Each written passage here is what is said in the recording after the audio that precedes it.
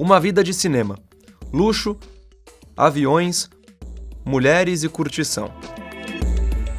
Esse era o dia a dia de Marlon Gonzalez Mota. Condenado por dar golpes milionários em clientes por todo o Brasil, os prejuízos chegam a R$400 mil para investidores que acreditavam em lucros absurdos na empresa de criptomoedas de Marlon. Mas não é só. Também é acusado de planejar o próprio sequestro e manter a namorada em cárcere privado. Sua principal arma? A lábia. Entre golpes, trapaças, mentiras e viagens pelo mundo, esse é o Playboy da Bitcoin.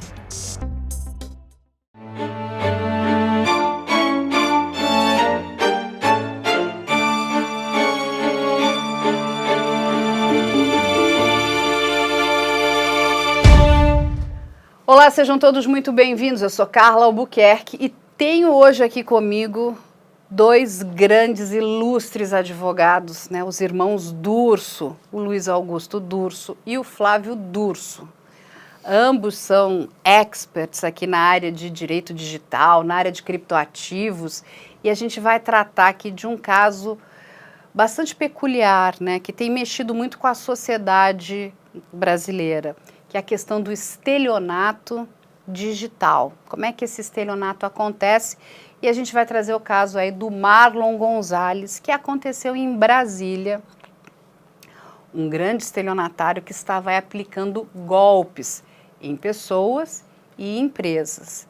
Aí eu vou passar aqui para o Flávio, para ele dar um breve apanhado de que caso é esse, Flávio?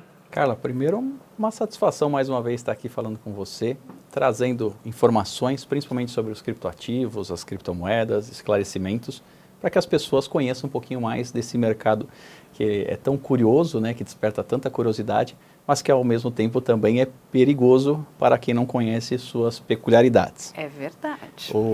A questão que nós vamos tratar um pouco aqui é sobre esse indivíduo, né, que é acusado de estelionato, vários estelionatos, e é um padrão. O que a gente verifica é um padrão quando há casos em que o indivíduo recebe dinheiro para se investir em criptomoedas, Bitcoin no caso, e acaba não entregando essas Bitcoins quando da solicitação do resgate. Esse geralmente é o problema que se enfrenta. Então, você faz o aporte em empresas ou até para pessoas físicas através de contrato, e no momento em que você tenta resgatar, infelizmente, aquele Bitcoin que você seria proprietário, ou então pelo menos a questão financeira representativa do Bitcoin, não é honrada. E aí você verifica que se tornou vítima de um estelionato, como as acusações, as inúmeras acusações contra o Marlon, além de outras questões, como ostentação também. Fica bastante característico isso na figura do estelionatário. Ele ostenta, fala que a garantia é ele, que ele representa aquilo que ele garante, e muitas vezes quando se vai buscar resolver a questão, nada é garantido e aí as pessoas ficam no prejuízo. E Luiz Augusto, no começo a gente estava conversando e você trouxe um dado bem interessante. Você me disse o seguinte: essas pessoas são muito sedutoras, elas conseguem enganar muito bem, né, a sua vítima, como a grande maioria dos criminosos, né? Mas o estelionatário, ele tem uma característica especial. Carla, obrigado pelo convite, prazer estar aqui. Investigação criminal é um programa que eu acompanho, adoro, e trata de casos que chamam a atenção da sociedade, precisam ser falados. E é interessante porque o estelionatário, ele normalmente é sedutor, ele é muito hábil, ele é bom contador de história, só que ele é melhor quando comete, por exemplo, o estelionato pela internet, porque ele tem um arsenal de elementos a contribuir naquela história falsa. Seja as suas redes sociais, que chancelam uma imagem de homem rico, poderoso, bem relacionado, ou até um bom profissional, um excelente investidor, seja também pelas histórias relacionadas ao próprio investimento. Então, pouco se conhece sobre investimentos em bitcoins, a sociedade lamentavelmente carece dessa informação, e aí é um terreno muito fértil para esses estelionatários. Então eles já são bons em convencer e persuasão. Quando se aproveitam da internet com todos esses elementos que se tornam tão atrativos, lamentavelmente eles se tornam muito experientes em convencer essas vítimas. E vocês falaram aqui uma coisa que é muito importante, né? Tem duas questões aqui, quando a gente trata desse caso desse estelionatário em particular, que é a sociedade precisa de educação financeira para entender que não existe ganhos de 1 a 3% ao dia. Isso é uma loucura, né? É a primeira coisa que tem que ligar todos os alertas, né? Vermelho, verde, amarelo, todas as cores aí. E o outro, também, quando a gente vê pessoas com mais idade, elas ainda têm aquela questão, né, que a gente coloca naquele quadro dos analfabetos digitais, né?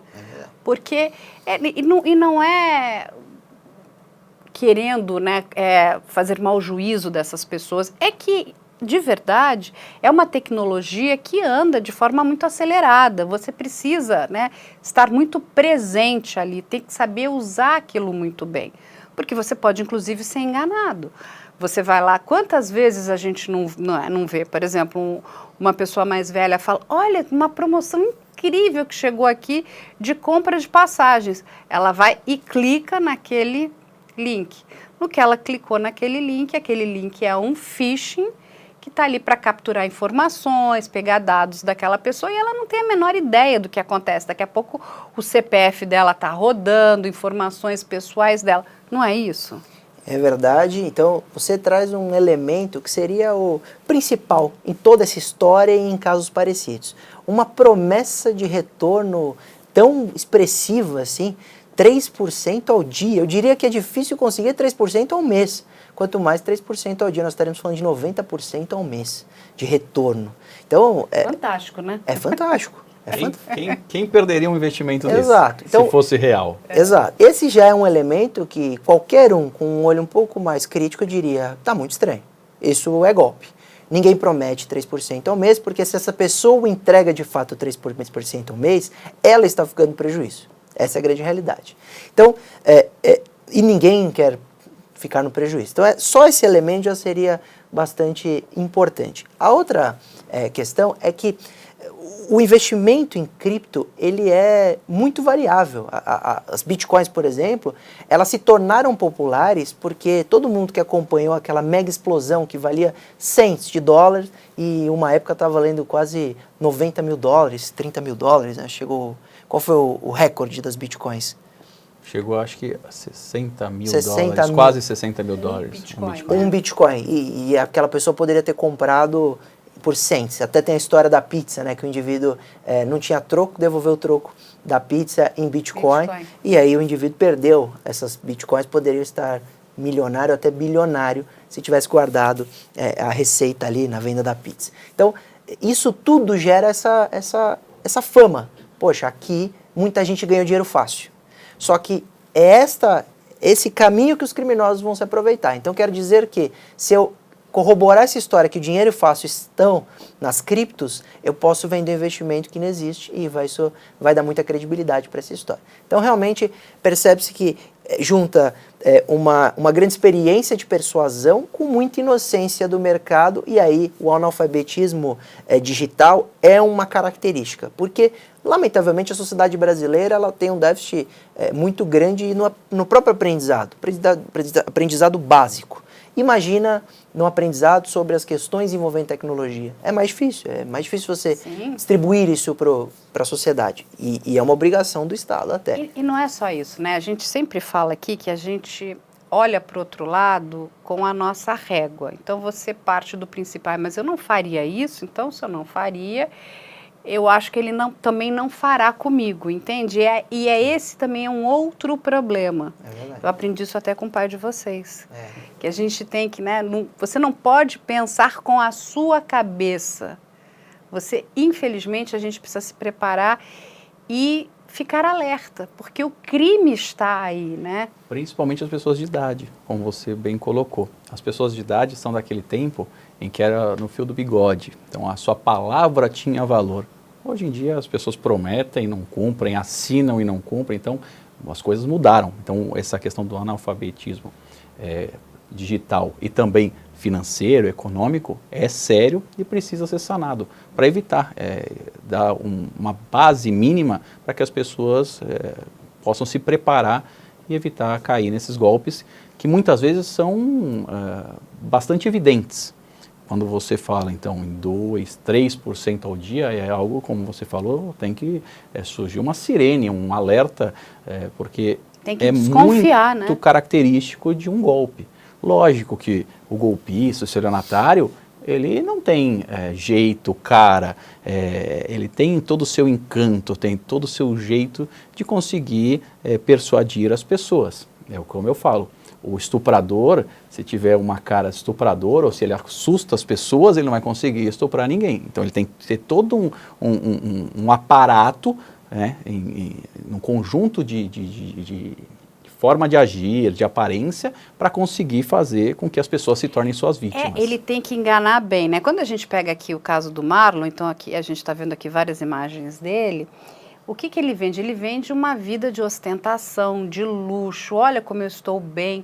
Ele viajou para vários países. É lógico que tudo isso com o dinheiro que ele subtraiu das vítimas, né? Então, mais ou menos o golpe ali do golpista do Tinder, né? Só que o golpista do Tinder, ele se impersonava dizendo que ele era filho de um bilionário, né, da indústria do diamante, e que aí começava a namorar uma moça aqui, e ele dizia que estava sendo perseguido, que estavam atrás do pai dele por conta da questão do crime que envolve o mercado de diamantes. E essas moças, com pena desse homem, emprestavam o dinheiro, dizendo, não, mas eu vou te devolver lá na frente. E o que ele fazia? Ele usava o dinheiro Com a próxima vítima. para ostentar. Então, ele de fato... A pessoa chegava e falava, não, mas ele é rico, ele tem muito dinheiro. Ele precisa criar essa imagem, ele não precisa do meu dinheiro. Porque quando você tem a certeza, você fica mais tranquilo. Dentro de todo o patrimônio que ele possui, o meu dinheiro é insignificante. Então, qualquer coisa que aconteça, ele consegue ali instantaneamente me ressarcir. É isso que eles tentam criar de... O indivíduo tá andando de avião e vai tirar meus R$1.000, né? Acho que a vítima pensa assim, poxa, o indivíduo tem avião. Porque você acha até pobre, né? Exato. E no fundo ele não sabe que aquele avião está sendo pago por vários R$1.000 de várias vítimas. Então é uma excelente reflexão, porque não só a ostentação serve como case próprio para dizer, eu enriqueci, eu tive sucesso e eu posso fazer isso com o seu dinheiro. Eu também posso te enriquecer. Como uma venda de produto, um case ali, mas também como o garantidor. Eu não preciso do seu dinheiro. Você pode investir comigo e eu tenho tudo isso. Na pior das hipóteses, você me executa, você me leva o avião, mas muitas vezes esse avião nem é dele, nem está em nome dele, o imóvel também. Ele alugou, né, comprou. E aí, né, o delegado Sérgio Baltzer, que está aí numa caçada, né, para tirar esse estelionatário da ativa, e não é uma coisa fácil. E aí eu vou passar aqui para vocês, porque ele explica o seguinte, que esse tipo de crime, né, na verdade ele tem um limbo ali, né? Isso aí ele deveria estar na área civil ou na área criminal? Porque algumas pessoas, né, do direito entendem o seguinte, não, você foi lá, você aplicou um dinheiro, então você tem ali, na verdade, aquela pessoa tem uma dívida com você, aquela pessoa tem que pagar aquela dívida para você. Aquela pessoa fez uma confissão de dívida, assinou a confissão de dívida, assinou um contrato com você. Como é que a gente resolve esse imbróglio? Quando é que é crime e quando não é? Se me permite, Flávio? É interessante porque quando a vítima relata um caso desse, a primeira dúvida é, se trata de um fraudador ou se trata de fato de uma corretora, de um investidor que teve problemas financeiros? Essa é uma dúvida que resulta exatamente na reflexão se isso trata-se de um crime e merece uma resposta penal ou de uma questão comercial, uma desavença comercial. Então, você hoje tem dinheiro nos bancos. Se o banco falir, ele precisa te ressarcir, aquele dinheiro que estava investido. Se ele não te ressarcir, você até poderia pensar no futuro em ter uma responsabilidade penal, mas a responsabilidade ali de pronto, ela é civil. Ela é sobre uma ação que deve ser paga ali o que era devido àquele cliente. A mesma coisa acontece com o investimento em cripto. Se aquela empresa é séria e ela teve um problema financeiro, ou, por exemplo, tinha dinheiro investido em outro banco, por exemplo, 2 que quebraram recentemente nos Estados Unidos, Sim. e aí Um outro golpe também de cripto foi a dizer, uma grande corretora que está sendo investigada também, mas eu tinha muito patrimônio num desses bancos, por isso que eu não estou pagando os meus consumidores. Então você percebe que isso pode ser até desculpa ou realmente é verdade. Acontece que precisa analisar, estudar isso para verificar se trata de uma questão criminal ou não. E aí sua pergunta é, quando se trata de crime? Quando de fato há fraude. O tipo penal específico, estelionato, obter vantagem mediante fraude, vantagem econômica mediante fraude. Então, quando realmente houve uma fraude, vale dizer, não havia investimento nenhum, aquele indivíduo é um fraudador, é uma questão criminal. Até pode existir paralelamente uma questão civil de indenização, de ressarcimento, mas deve se tratar também de questão criminal. Então, na verdade, tem que tratar nas duas esferas. Uma esfera não anula a outra. A esfera civil vai verificar a questão financeira, como foi colocado nesse caso de crime. Então, houve o dolo, a intenção de cometer o crime. Ele é fraudador, ele quis cometer a fraude, o estelionato contra aquela pessoa, gerar prejuízo para o terceiro. Nesse caso, ele comete o crime. Então, vai haver, seguindo a regra nova do prazo decadencial para a representação de 6 meses, isso é importantíssimo. A pessoa deve representar no prazo de 6 meses para que o Estado possa punir aquele indivíduo. Porque se ela não representar, o que vai acontecer, Flávia? Nada poderá ser feito contra essa pessoa. Ou seja, ela tem um prazo de 6 meses contado do dia que ela fez aquele aporte, é isso? Que ela fez a transação? Conhecendo o autor, do conhecimento da autoria. Tá. Do crime. Então, se ela tem conhecimento, quem é o eventual autor desse crime, da data, sim, desse aporte. Se passar 6 meses e um dia, não pode mais representar? Não. Decai. Foi perdido o prazo, então... E o direito não tanto socorre quanto... aos que dormem, então... O direito não socorre aos que dormem, durmam com isso. Mas é interessante porque isso é uma mudança legislativa. O crime de estelionato sempre teve ação penal pública incondicionada. Então, o único prazo que ali estaria sendo aplicado ao caso concreto seria o prazo prescricional. E como a gente está falando da pena do crime do estelionato do artigo 171 de 1 a 5 anos de reclusão, a gente está falando de um prazo prescricional alto, mais de 8 anos. Muito diferente do prazo decadencial. E recentemente nós tivemos uma mudança legislativa para que exija-se para o estelionato a representação e tem o prazo de 6 meses, senão decai. Então isso tem um lado que o legislador imaginou de interesse da vítima, mas também isso gera uma certa impunidade, porque muitos perderão esse prazo, poderão ser alertados posterior ao prazo de 6 meses e não poderão procurar ninguém. Porque olha só, deixa eu só fazer uma pergunta para vocês. Imagina que uma vítima tenha colocado dinheiro numa transação com esse homem aqui, com o Marlon. E aí ela, cadê meu dinheiro? Aí ele está lá enrolando ela, falou, não, mas o dinheiro vai chegar, aconteceu, eu tive um problema aqui. E ele vai enrolando para enrolar o prazo de 6 meses. É isso também? Isso é um excelente exemplo.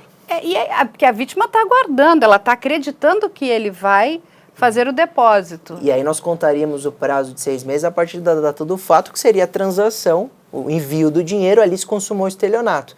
Se ele começa a ganhar prazo, ou o estelionatário começa a ganhar prazo para que a vítima perceba que é vítima de um estelionato, depois de 6 meses ele poderia sim estar com uma manobrando para que a vítima perca o prazo da representação. Isso ele afasta a responsabilidade penal. A civil, a vítima teria tempo, mas para, por exemplo, ingressar com um registro de boletim de ocorrência, para que se isso tenha uma instauração de inquérito policial, precisa estar no prazo. Mas é um absurdo, porque é uma legislação que não protege a vítima. A gente sabe como as coisas funcionam na esfera civil, né? Pode demorar aí anos e anos e anos, porque se o cara tiver bons advogados aqui, né? Se ele conseguir constituir bons advogados, você fica naquela grande roda, né, da justiça que a gente, né, escuta aqui casos, isso aqui está 20 anos. Eu falei, gente, como tem 20 anos? Alguma coisa tem 20 anos? Vai para cá, vai para lá. Só uma defesa da classe. Não é, muitas vezes se imputa a demora da prestação jurisdicional ou da justiça, né, ao advogado, mas... Não, acho que é a justiça A mesmo. justiça ela é muito morosa, apesar de termos processo eletrônico, ainda os prazos são muito extensos, o advogado cumpre prazos, mas, por exemplo, o juiz não tem prazo, então às vezes os autos ficam por uma decisão anos. Então isso é uma questão, mas também aí tem a questão de quantidade de juízes, de varas, tudo, não é uma crítica específica aos juízes. Então são várias características que geram isso, não necessariamente a atividade do advogado. Mas tem um ponto também que a vítima muitas vezes é um pouquinho culpada por essa situação. Veja, quando você tem uma situação de estelionato, na qual o valor ele não é tão expressivo, muitas vezes a pessoa não tem interesse em que a questão penal ou criminal caminhe. Ela não quer ir até a delegacia, ela não quer prestar depoimento, se isso virar uma ação penal, mas na área civil ela quer o ressarcimento, mas não quer uma eventual punição, não se preocupa com a punição do estelionatário, principalmente em casos que não envolvem grandes vultos. Então isso também acaba gerando para o estelionatário um pouquinho de segurança, principalmente nessas questões de valores menores. Essa reflexão também é boa. A gente percebe isso na prática. Então, por exemplo, quando você tem uma terceira figura que está envolvida nessa história toda, eu vou dar um exemplo concreto. Imagina um fraudador, ele consegue, por alguma razão, invadir uma conta bancária no internet bank. Quando você é procurado pela vítima, a vítima diz, eu quero meu dinheiro de volta. Ele subtraiu lá algum dinheiro da minha conta, eu quero meu dinheiro de volta. Ele tem duas figuras envolvidas nessa lead, nesse problema. Seria o autor e o banco, que era o grande gestor ali do seu dinheiro. Na maioria dos casos, essas questões são resolvidas na seara civil, com uma ação contra o banco, por questão de segurança do próprio aplicativo, do internet bank, e a vítima nem lavra o boletim de ocorrência, porque ela fala, pouco importa o autor, eu quero o dinheiro de volta, eu não quero que o autor responda por estelionato. Isso é um problema realmente. Só que isso também é em razão desta grande impunidade que é sentida pela sociedade, porque o crime de estelionato, mesmo tendo uma pena de 1 a 5 anos, que não é muito baixa, mas é relativamente baixa, quando o indivíduo é condenado e ele não comete várias vezes o crime, ou não são várias as vítimas que conseguem comprovar ali que de fato é aquela autoria, você teria uma punição, como no caso concreto aqui, de uma sentença de 1 ano. Uma sentença de 1 ano hoje no Brasil não leva ninguém para um regime fechado de prisão, não vai para a cadeia. Ele vai substituir, vai pagar uma cesta básica, um serviço à comunidade e acabou. Isso gera uma sensação absurda na sociedade de dizer, ele está aplicando fraudes, ele é o playboy das bitcoins, ele está ostentando nas redes sociais e está livre para continuar a aplicar o golpe em outras pessoas. Isso gera inclusive reações mais extremas de vítimas que querem utilizar até da agressão, da violência, da ameaça para resolver. Entram em desespero, Exato. Né? Mas não é recomendado, tem que procurar a polícia, até porque se várias vítimas reiterarem no objeto ali da instauração do inquérito policial como estelionato, etc., é capaz que uma hora esse indivíduo, autor, vai ser responsabilizado na expectativa, às vezes com uma prisão. E não é só isso, você só começa a ter políticas públicas, né? Então, assim, para as pessoas entenderem como é que nasce, né, uma campanha, como é que o governo pensa numa política pública. Quando ele vê, olha, está crescendo demais o número desse determinado crime, né? A gente tem estatísticas que comprovam isso. Então, precisamos, né, fazer alguma coisa para alertar a sociedade, para proteger a sociedade. Isso aconteceu com o Pix, né? Começou porque assim, eu digo que a gente deveria morar na Finlândia, né? Porque assim, olha que coisa boa, o Pix é fantástico, né? Olha que uma transação rápida, né? Entre aspas, bem segura, né? Tira aquelas chicanas bancárias, mas até que os criminosos consigam, né? Fala, opa, isso aqui é bom para mim também. Então, como é que eu vou? Então, começaram, né, a fazer sequestros, tentar invadir contas. E aí, porque as pessoas também foram, né, indo até as delegacias, né, fazendo boletins de ocorrência, então o governo teve que fazer alguma coisa, tomar medidas. Sim. A imprensa teve um papel muito importante. Sim, fundamental. Depende muito desse papel da população também, como foi falado. No caso do estelionatário, geralmente ele faz isso em massa, ele faz isso rotineiramente. Se ele for tendo condenações consecutivas, as penas vão sendo somadas para ele cumprir essa pena. E aí você vai ter uma pena razoável a ponto de gerar, inclusive, a prisão dele. Então é necessário que as pessoas busquem a autoridade policial, nem que seja, na pior das hipóteses, para que tenham estatísticas que gerem políticas públicas, como foi muito bem colocado, para tentar evitar esses golpes. Cara, eu acho que agora o telespectador está pensando assim, então por que ele só não aumenta a pena do estelionato para que se ele cometa uma vez o crime ele vai para a cadeia? O grande problema do legislador, e isso é um problema de fato que ele tem que enfrentar, é que nós temos uma lógica penal no próprio código que tem uma proporcionalidade das penas. Então a gente não pode aumentar muito a pena de um determinado crime a ponto que um crime mais gravoso tenha pena melhor. Por exemplo, onde eu compararia o estelionato? Vamos comparar o estelionato com o homicídio. Então, tem diferença. Hoje acho que é muito mais gravoso matar alguém do que você cometer estelionato. Só que a pena do homicídio é de 6 a 20, o homicídio simples. O estelionato está partindo de 1 a 5. Então as pessoas vão falar, então realmente tem uma grande diferença, dá para aumentar um pouquinho. E já foi aumentado. O legislador, recentemente, incluiu no Código Penal a modalidade da fraude eletrônica, que é um tipo de estelionato com coleta de dados, com phishing, como você já falou, e aí a pena é de 4 a 8 anos de reclusão. Então já percebeu com estatística que esses estelionatários estão na internet, usando da tecnologia, das criptos, etc., e o legislador já respondeu com uma pena mais gravosa. Então nós temos hoje uma pena de 4 a 8 anos de reclusão, inclusive isso foi reproduzido no marco regulatório das criptos, que vai entrar em vigor durante o meio do ano aí, e vai trazer um crime específico para exchange, ou quem aplica golpes com ativos digitais e cripto, com a mesma pena, 4 a 8 anos. Então nós temos uma expectativa... É uma boa notícia. Exato, temos uma expectativa de uma pena maior. E aí, eu vou pedir aqui, nós temos um trechinho, né, que é o do delegado Sérgio Baltzer, explicando o primeiro golpe do Marlon. Ele tinha 2 golpes, até onde eu cheguei na investigação da 17ª, e depois eu descobri um terceiro. O primeiro golpe do Marlon era um falso robô. Ele tinha um robô que ele dizia que ele tinha criado. Esse robô, ele analisaria o comportamento dos seres humanos dentro da Bolsa de Valores, e a partir da análise do comportamento humano na Bolsa de Valores, você poderia investir dinheiro com ele, que o risco seria 0 de perda. E quem conhece a Bolsa de Valores sabe que se acontecer algo no Japão agora, ou se acontecer algo na China, dependendo do fuso horário, já afeta a abertura da Bolsa. E são eventos que às vezes fogem Do controle. do controle ou da previsão do ser humano. Então, o Marlon vendia um robô, eu lembro que era por cores, né? Tinha robô black, robô red, e aí ele vendia esses robôs alegando que a pessoa poderia investir com ele e daria prejuízo 0. Então, e ele dava garantias, doutor Sérgio? É o de sempre. É o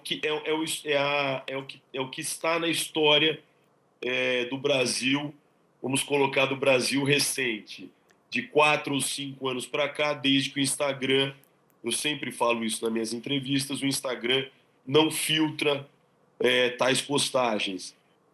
O que eu coloco para o programa, para os nossos telespectadores, é a vida de luxo que certas pessoas ostentam, restaurantes caros, carros importados, viagens pelo mundo todo, em lugares paradisíacos.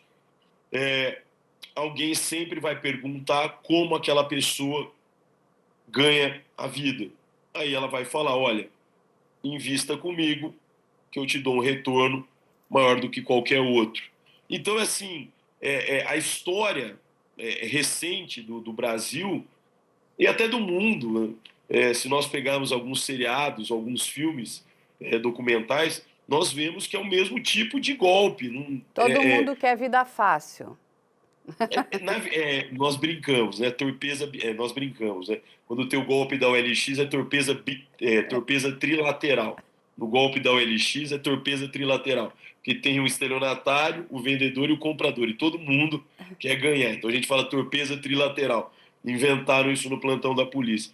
Mas as pessoas também crescem o olho. Sim. E muitas pessoas que são lesadas, elas acabam, por falta de orientação jurídica, deixando de comparecer na delegacia.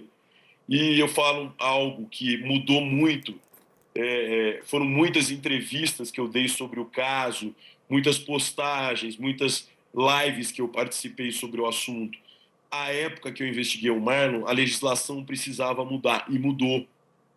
Inclusive, o estelionato com criptoativo foi inserido no Código Penal. Então, ao longo dos anos, nós tivemos uma mudança em relação ao que temos de normas do direito penal e processual penal em relação ao estelionato praticado por pessoas como o Marlon.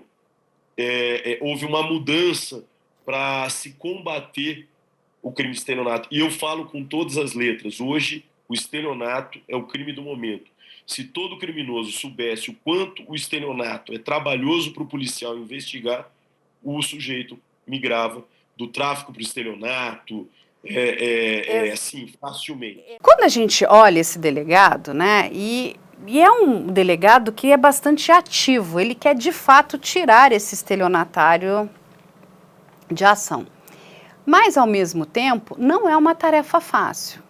Eu, até depois, mais para frente, conversando, né, com o delegado Sérgio, um dos grandes problemas é a questão do flagrante. É muito difícil de você prender essa pessoa em flagrante. Porque como é que você dá um flagrante nesse universo digital? Existe alguma possibilidade disso acontecer?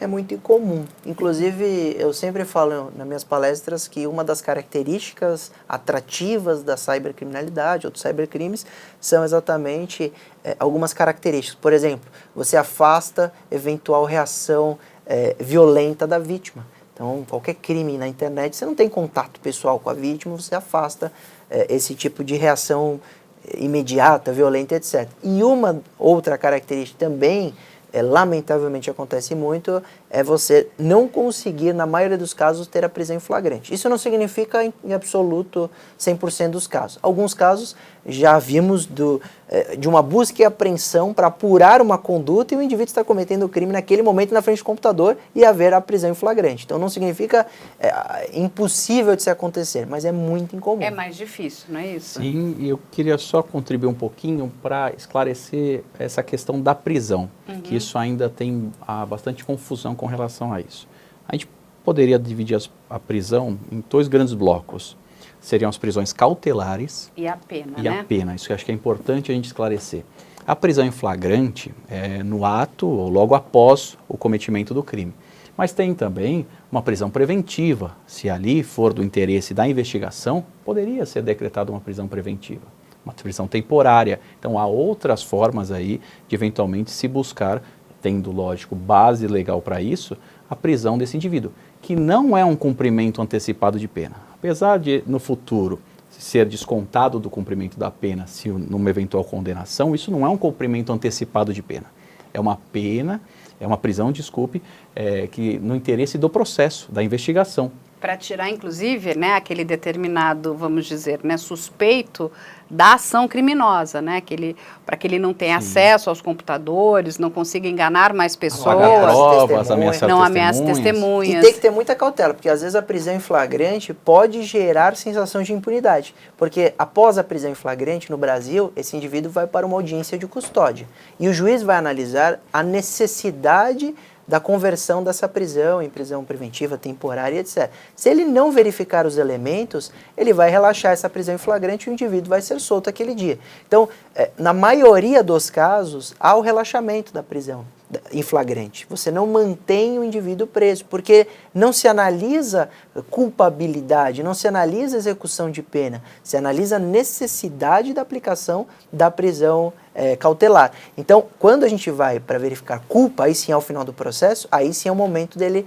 ir para a cadeia se for condenado. Por isso que tem que ter muita cautela dessas prisões antecipadas, porque isso realmente gera muita indignação da sociedade que desconhece a diferença. E aí fala, poxa, ele foi preso, ficou 5 dias e saiu por quê? E ainda acha que é uma manobra processual, um habeas corpus que é impetrado e ali é reconhecida a necessidade de responder o processo em liberdade. Mas ele ainda poderá ser condenado e preso ao final do processo. Não, isso é muito importante. A gente sempre explica isso para as pessoas aqui, que a prisão em flagrante ou essa prisão cautelar, ela não é o cumprimento da pena, né? Que aí a pessoa precisa, né? Ela tem que, vai lá, transitar todas as etapas e ali no final não cabe mais recurso, ela realmente foi condenada e aí ela precisa passar a cumprir a pena. É lógico que esse período que ela ficou presa será descontado, correto? Exatamente. Mas o que pode acontecer? A pessoa ser inocentada. Isso. E o período que ela ficou presa, presa ficou. E os presídios brasileiros, nós sabemos a situação desses presídios, então é algo que, como regra, nós temos a presunção de inocência. Uhum. A regra no Brasil é que a pessoa responda o processo em liberdade e, eventualmente, numa condenação, numa sentença penal transitada em julgado, ou seja, quando não há mais a possibilidade de se recorrer dessa decisão, aí sim inicia-se o cumprimento da pena. Qual que é o grande problema que nós temos? O tempo. O normal ou aceitável que poderíamos pensar era um processo rápido, entre né? o fato e o início de cumprimento da pena curto. 1 ano, 2 anos, não sei, isso precisaria ser melhor estudado. Mas nós estamos falando de 6, 10, 15, 20 anos. Não, Poxa, isso é um absurdo. Isso é uma injustiça. Não, isso é uma injustiça. Com a sociedade e mesmo com aquele indivíduo, que, como você muito bem colocou, pode ser inocente e vai ter essa perseguição, essa persecução estatal contra ele durante muito tempo. Não, e a gente precisa deixar muito claro aqui também que a gente sabe que 20% da população carcerária nunca cometeu crime algum e está presa, condenada ali. É uma questão bastante triste. E nesse momento pode ter alguém falando assim, mas na prisão em flagrante não tem dúvida. E também é uma ilusão, porque existe sim vários procedimentos, inclusive na corregedoria, que notam uma perseguição, às vezes da própria autoridade policial, que inclui ali na cena do crime uma arma, uma droga, etc., propositalmente para prender em flagrante. Então a gente também pode ficar à mercê de policiais criminosos, né, que é a exceção, tem a força claro, policial, né? Exato, mas que poderiam te prender em flagrante. Então, até no flagrante não significa que não existe exceção. Pode existir ali uma ilegalidade. E por que é tão importante, né, toda a fase, né, de investigação e depois, se acontecer a denúncia, a pronúncia, o julgamento.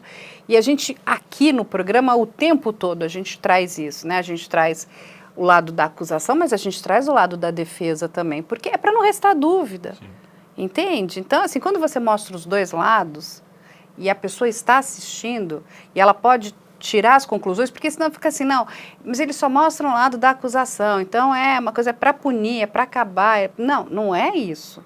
A gente mostra os dois lados.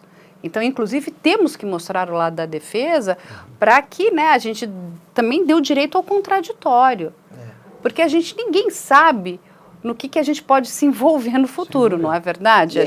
Engraçado porque quem está nos assistindo pode pensar, poxa, mas eles estavam até pouco tempo falando sobre aumentar a pena para estelionato, que isso gera... E agora eles estão falando que precisa reconhecer a inocência, né, a presunção de inocência. Fala, poxa, isso é contraditório, mas na verdade, nós aqui, podendo fazer uma análise imparcial, só estamos falando o que diz a lei.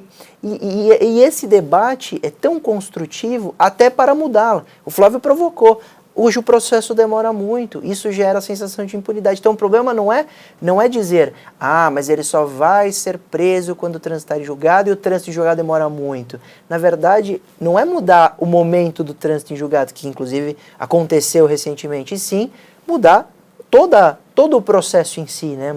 Acelerar este processo, desde que reconheça a ampla defesa e consiga ter um julgamento justo e um tempo mais célere. Porque aí você não tem mais dúvidas, né? É isso que precisa deixar claro, né? Não existe dúvidas. Mas tem um pedaço aqui que é um trecho do advogado, né? Do advogado que representou essa empresa chinesa que sofreu um golpe aí de $600 mil. E a gente vai soltar aqui agora para vocês. O doutor Sérgio chegou a relatar de um episódio que ele sai com a mulher que era amiga em comum, e aí ele meio que fica falando do doutor Sérgio perto dela para ver se ela levava a informação para o Sérgio. Olha! Você vê o nível de psicopatia dele. Ele fala assim, eu vou... Tentando ameaçar um delegado. Ele ameaçou. A sorte dele, e por Deus, que Brasília é assim, tá um horário que chega e ninguém encontra ninguém. Mas ele foi caçado igual um rato aqui dentro de Brasília. Porque ele não ameaçou só o doutor Sérgio. Ele ameaçou o pai, a mãe. Então, assim, ele é audacioso. Vamos voltar aqui para o Marlon, porque acho que ele tem uma personalidade... Eu acho que esse rapaz, ele precisa ser estudado. Primeiro porque nós estamos falando de uma pessoa com menos de 30 anos. Ele é muito novo, né? E aplica golpes um tanto quanto elaborados, né? Ele é bom no golpe porque ele colocou gente que não é pequena, não. Ele enganou uma empresa chinesa. Ele envolve os melhores amigos dele. Ele colocou esse melhor amigo, como a gente viu, ele quase foi preso em Hong Kong. Quer dizer, ele beira ali, né, que a gente não tem aqui o perfil psicológico dele, mas ele beira um pouco até a psicopatia, não tem empatia nenhuma, né? Você imagina colocar o seu amigo numa linha de fogo na China. É que a própria empresa que sofreu o golpe entendeu que esse rapaz não sabia de nada. Ele também era vítima do Marlon. Mas ele vai mais fundo, ele ameaça o advogado. Ele ameaça e diz o seguinte, ele vai até a delegacia e diz que o advogado tinha tentado bater nele. Então ele faz falsas acusações de crime. Esse advogado teve que, né, pegar as câmeras de dentro do escritório para dizer, olha, eu nunca encostei um dedo nele, né? Provar com as herbes de celular que ele não estava no lugar onde o Marlon falou que ele estava. Veja que ele é uma cabeça um tanto quanto... Ele tem uma maturidade criminal, que não é da gente não considerar isso. Ele ameaça as vítimas, ele diz que ele lava dinheiro para organizações criminosas, que ele vende armas para o Estado Islâmico. Eu aqui do meu lado como jornalista acho o roteiro dele péssimo, porque é tão megalomaníaco, né? Até o crime, né? Ele já vai... Um homem, né, que tem... Você olha para ele, fala, filho, você está mexendo com fogo.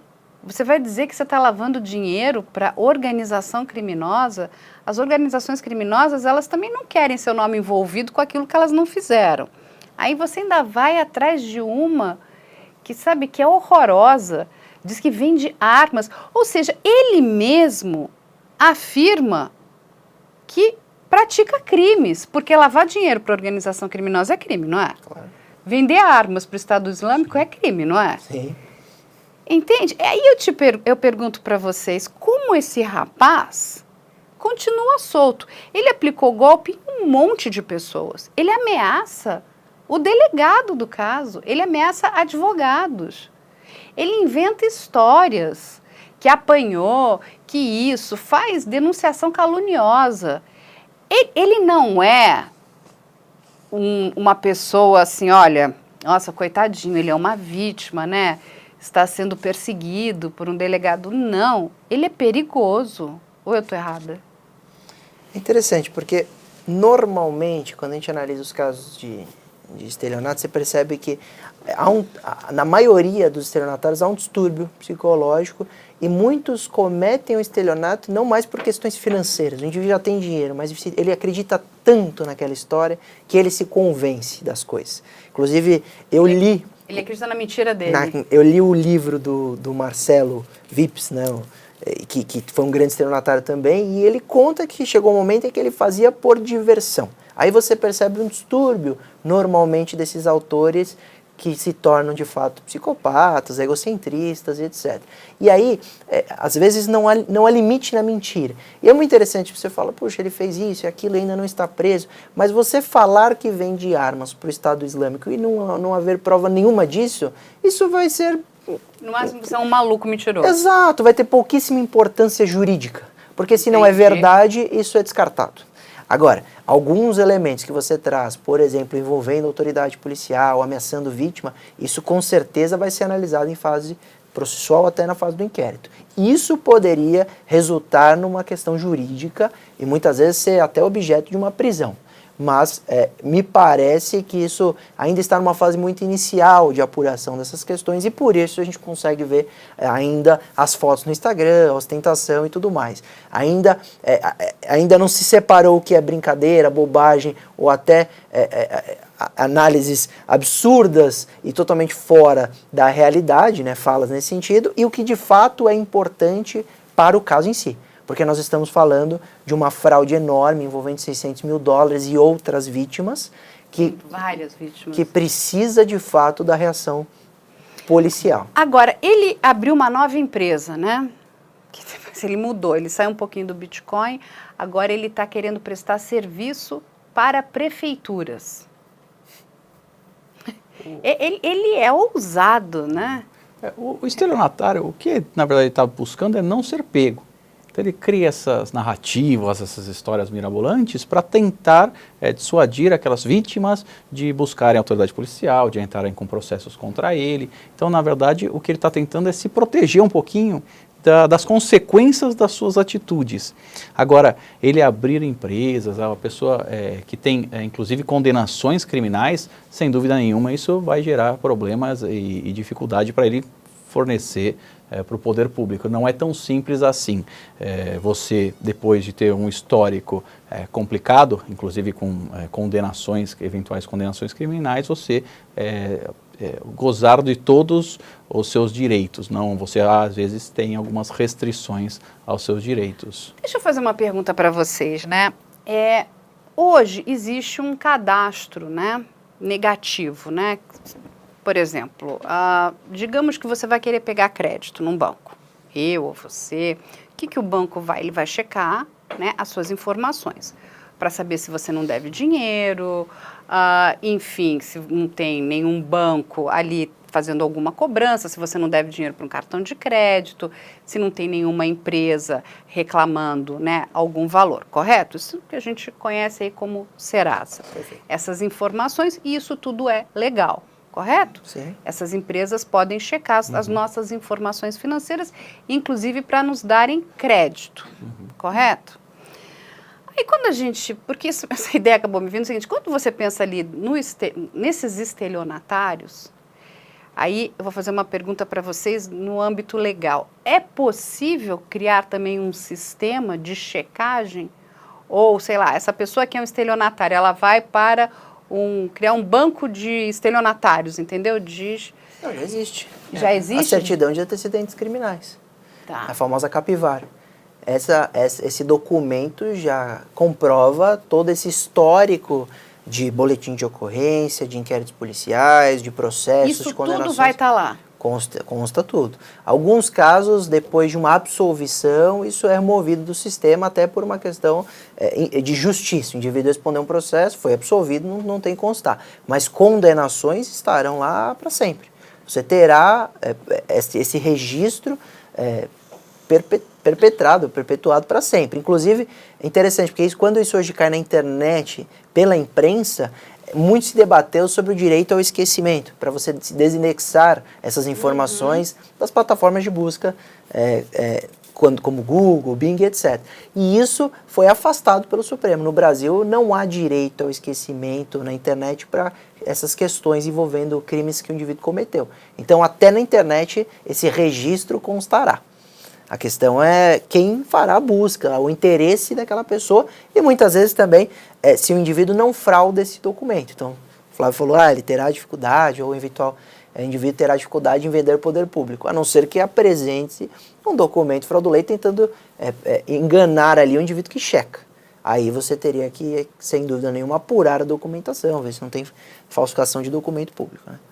Então, E no mercado das criptos, isso é um mercado bastante desregulado ainda, apesar do marco regulatório das criptos, isso ainda, as regras ainda são bastante iniciais. Nós teríamos um órgão, né, da administração pública que vai cuidar de tudo isso, que será muito provavelmente o Banco Central, pelo que se fala, para tentar gerenciar e cuidar de toda essa área de investimentos. E o que isso significa?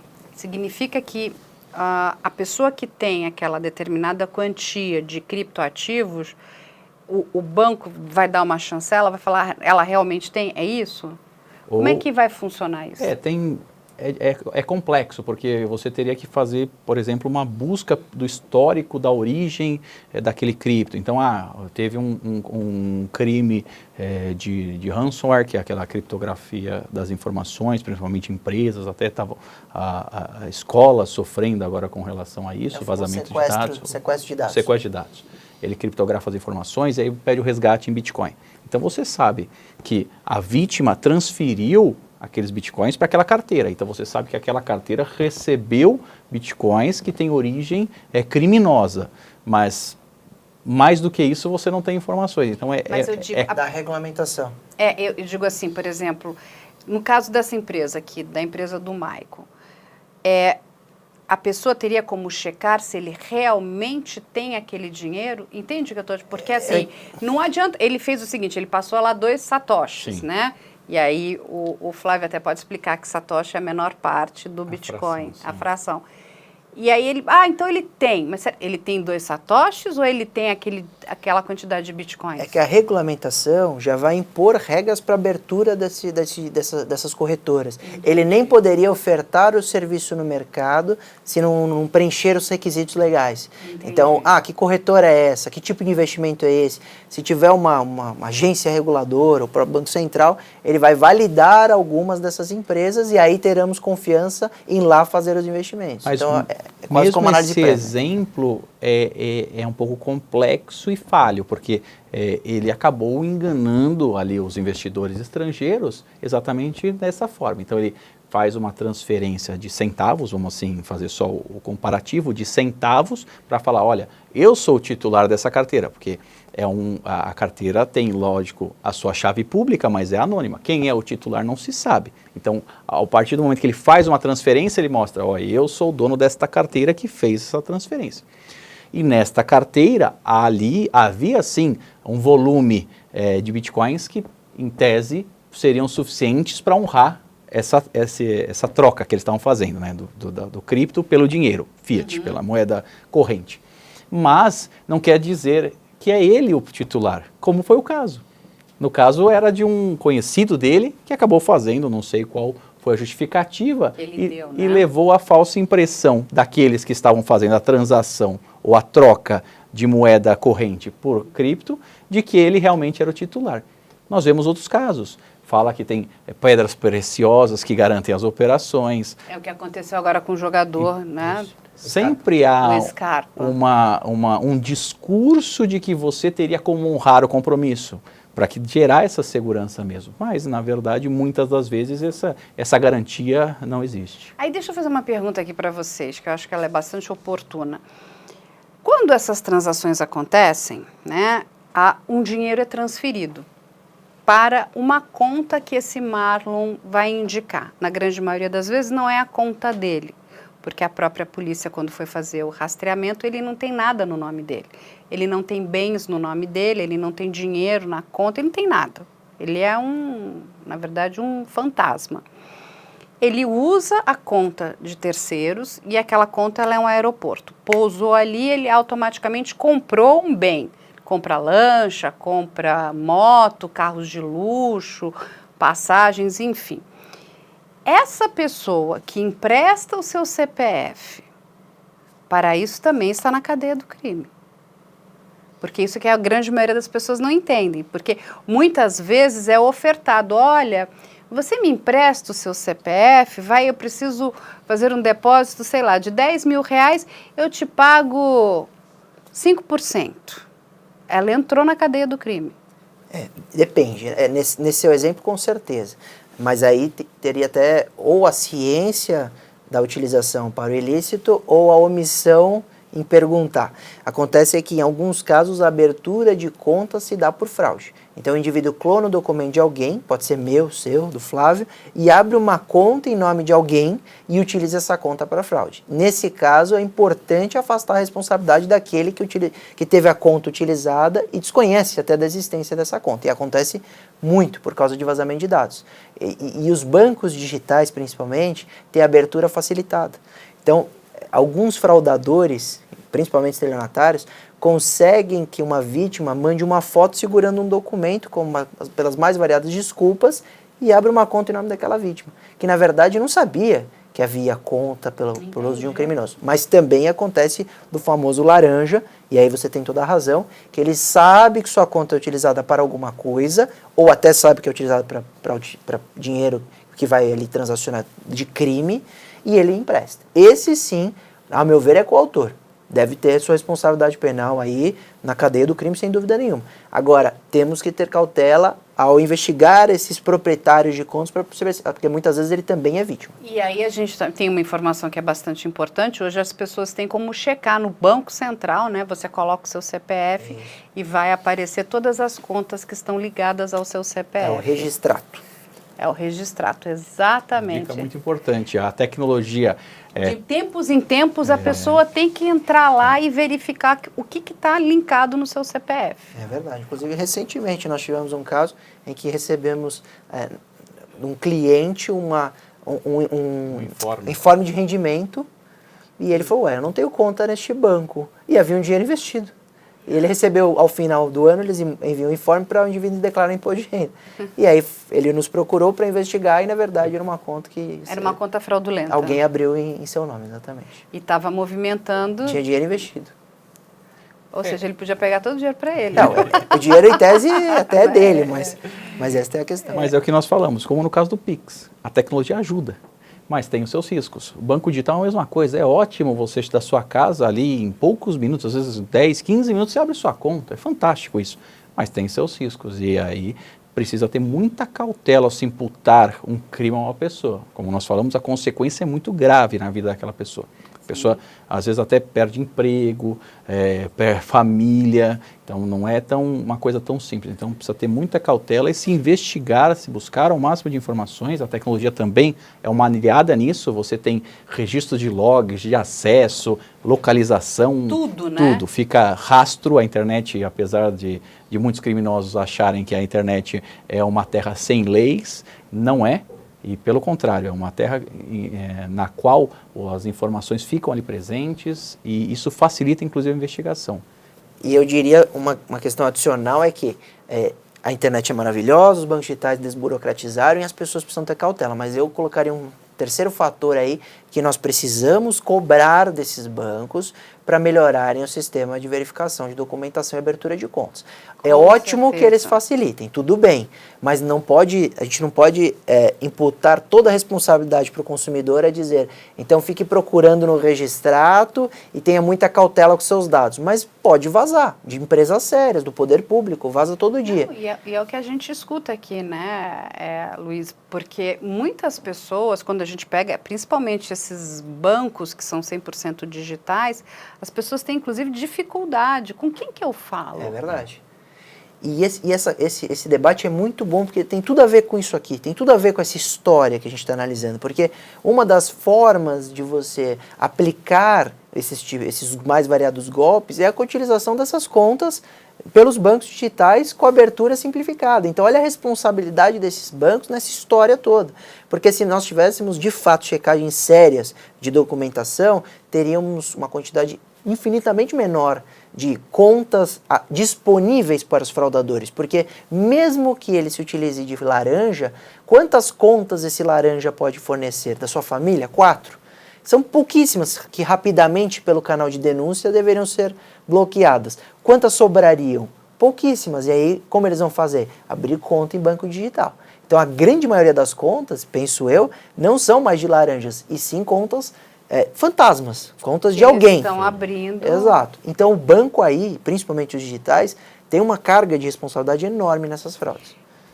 A questão um grande problema é a disputa, a questão comercial com a questão da segurança. A segurança sempre gera um trabalho maior, um empecilho. Quando você chega no seu prédio e tem os 2 portões, dá mais trabalho, lógico. Sua visita precisa ser anunciada para subir no seu apartamento? Também. Só que é a questão da segurança. A segurança gera uma burocracia maior. Na questão dos bancos digitais, isso foi a burocracia foi abrandada, foi diminuída. Então, com isso, aumenta-se os riscos. Só que, por outro lado, a própria tecnologia pode fornecer e fornece soluções para se diminuir um pouco essa margem de risco. Nós falamos do Pix, mais uma vez volto no Pix.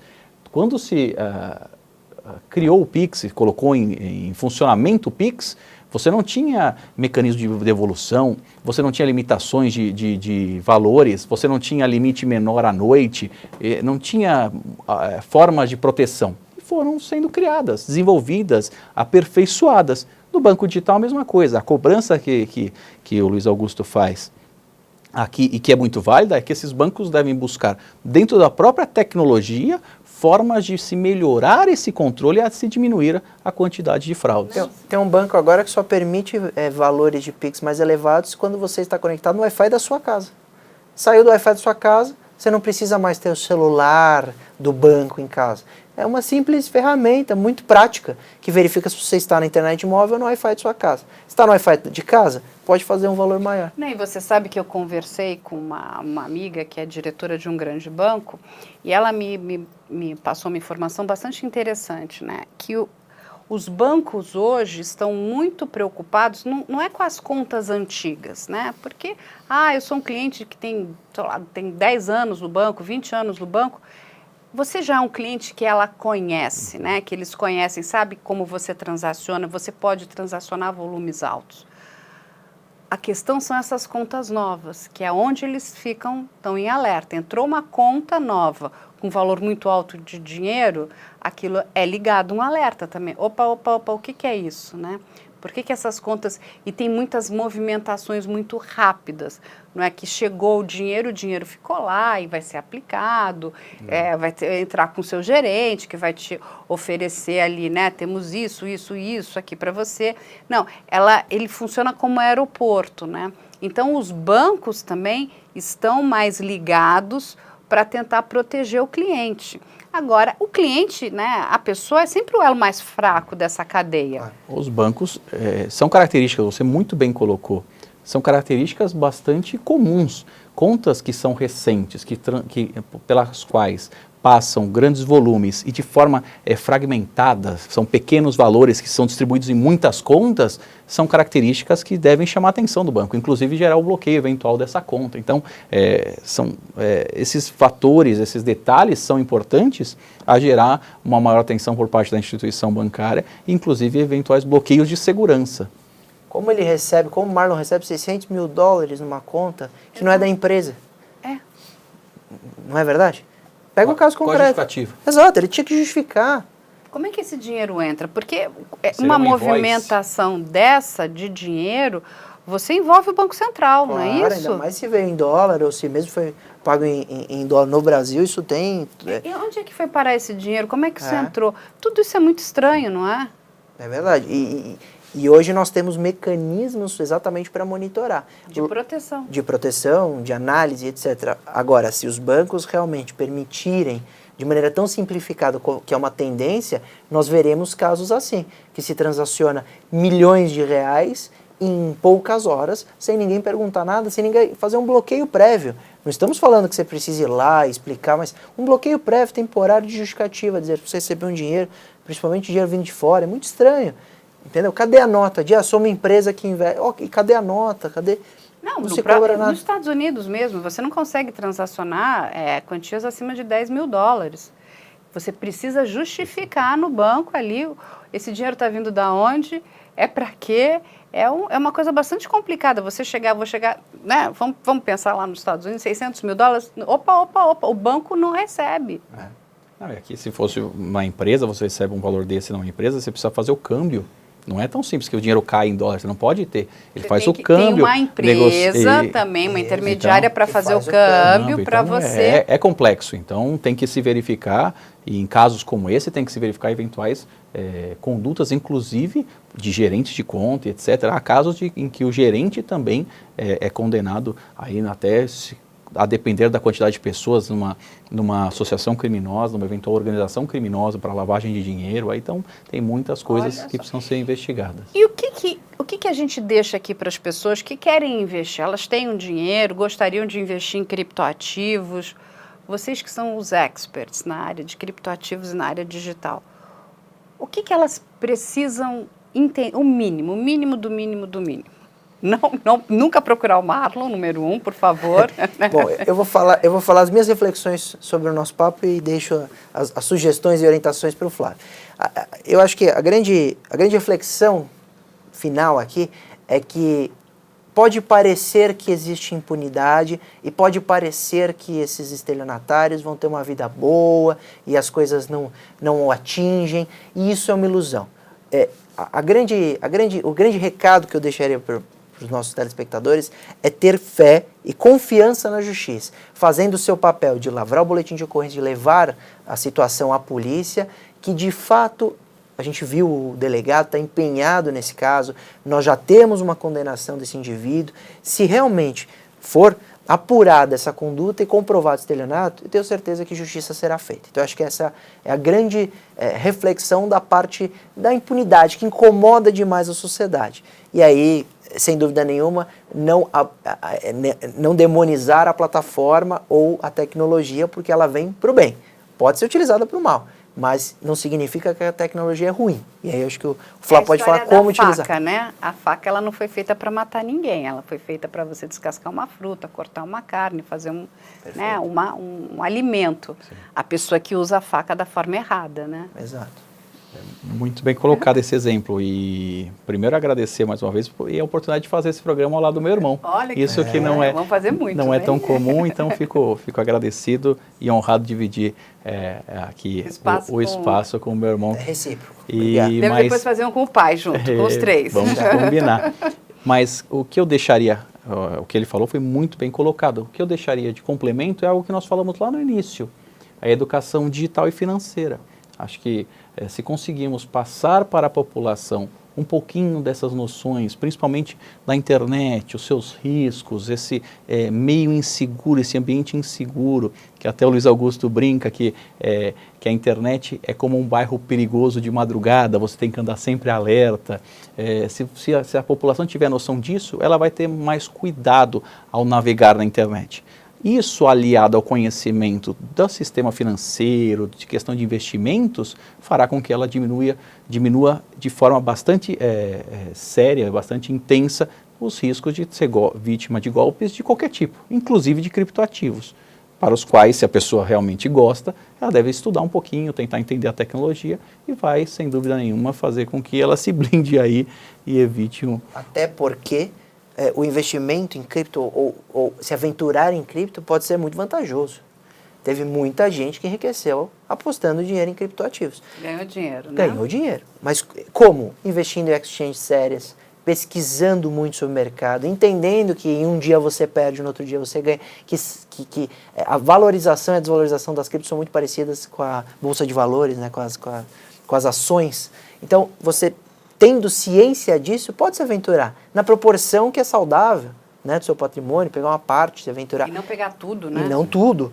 E saber que pode ser muito vantajoso, mas se afastar de aventuras que prometem valores absurdos de renda, muito vantajosos, ou de histórias estranhas. E aí, olha, para a gente encerrar, mas olha quantos elementos a gente analisou que chamavam a atenção no caso concreto. Então, 3% ao dia era estranho, as contas bancárias que receberam os valores não são contas de pessoa jurídica, não tem nota fiscal, não tem contrapartida, não tem nada, é tudo muito prometido e não tem nada concreto. Eu vou até mais além, eu acho que se você tem dinheiro para investir, quer investir, eu acho que primeiro você conversa com o gerente do seu banco, né? Porque uma instituição conhece a outra, né? Fala, É verdade, mas... Olha, essa instituição, se você tem uma boa relação, né? Essa instituição, ela existe ou não existe, né?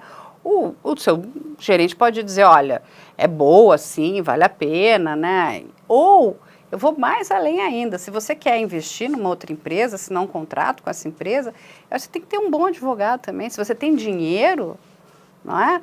Peça para um advogado ler aquele contrato, aquela empresa existe, porque os advogados, como você muito bem disse, vão levantar a capivara, vai falar, ó, Isso aqui tá cheirando estranho. Dá uma olhada no site do tribunal, vê se tem um processo, um reclame aqui. A internet é uma aliada. Nós falamos tanto dos riscos, a internet aí é uma grande aliada. Veja a quantidade de informações que você pode obter de uma pessoa ou de uma pessoa jurídica, de uma empresa na internet. Até no site do tribunal.